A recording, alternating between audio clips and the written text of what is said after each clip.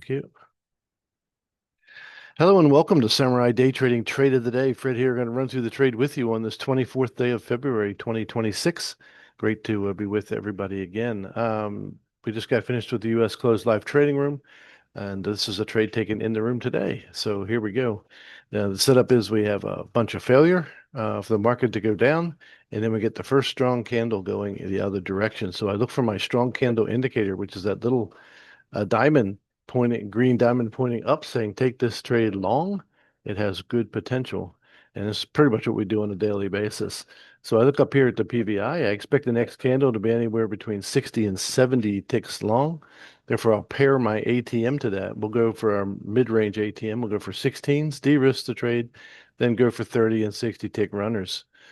So that's where it was today. And this is how it all went down. So here it goes.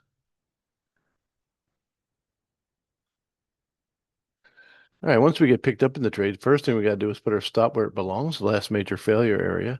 Then we can go ahead and speed it up. But watch what happens when our first target gets hit. We'll de-risk the trade completely and then see if we can catch our longer targets.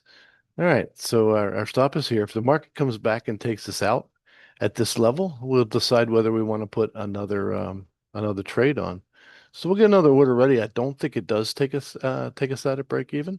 Boom, our second target's out of 30, and then we'll see if our 60 tick target can get hit up here. And then it's just a waiting game.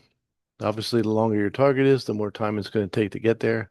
And boom, that particular trade took 2.5 minutes to complete and was worth 605 US dollars. So if you want to learn how to make 605 US dollars in 2.5 minutes, come and join us at SamuraiDayTrading.com. That's SamuraiDayTrading.com.